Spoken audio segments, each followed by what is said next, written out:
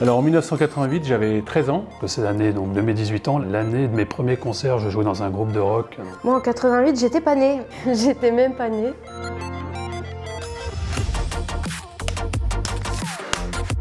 Un de mes souvenirs à l'école, c'était mes cours d'informatique sur TO770. C'est de 88 ça? Je connais pas du tout. Ça s'allume là? Ah, pour écouter de la musique? Ah ouais, ça gonfle.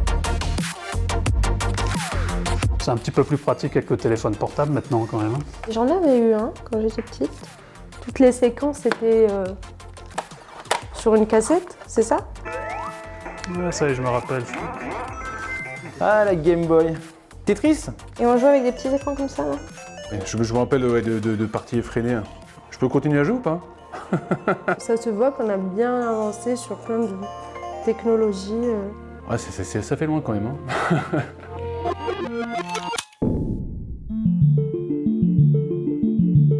En 1988, j'ai monté Auriga. Ça, c'est la première plaque qui était sur la porte d'Auriga. Ma satisfaction, c'est que le machin, comme je l'ai beaucoup qualifié, fonctionne, ça marche. J'en ai transmis la direction à Étienne. La construction continue. Ce qu'on vend, c'est une construction commune. Il me semble que les collaborateurs adhèrent tous à cette construction. Aujourd'hui, je suis chef de projet chez Auriga. Donc, je suis directeur adjoint des opérations chez Auriga. Aujourd'hui, je suis développeuse full stack. Je suis directeur du service support et hébergement cloud. Aujourd'hui, je suis directeur technique adjoint chez Auriga.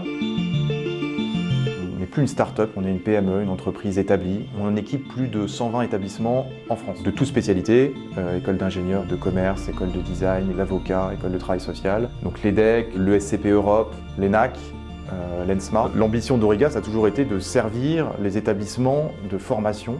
Il y a une éthique de travail chez Auriga qui est vraiment solide. Le sens du travail bien fait, le sérieux, la rigueur dans les développements d'applications qui va être fiable, qui va répondre aux besoins. Aujourd'hui, je nous vois vraiment comme des artisans du logiciel, des orfèvres, donc attachés à servir le besoin d'un client qui est spécifique. Et ce qui fait sa force aujourd'hui, c'est que Auriga est experte de ce secteur, donc à la fois de ses processus, des manières de faire, des gens qui les composent, des contraintes du milieu de l'éducation ou de la formation en France. Et nous, on est connaisseurs de ça. Les technologies nous permettent de comprendre où est-ce qu'on doit mettre les bonnes techniques pour informatiser ces processus et comment les informatiser. Alors, dans notre service de recherche et développement, qui s'est considérablement étoffé ces dernières années, on a voulu dédier 3 ressources juste à la veille sur les technologies. On a une variété dans notre recrutement qui est pour moi fondamentale. On a une alliance, une alchimie même entre les anciens et des nouveaux recrutés qui apportent leur énergie, leur nouvelle façon de voir,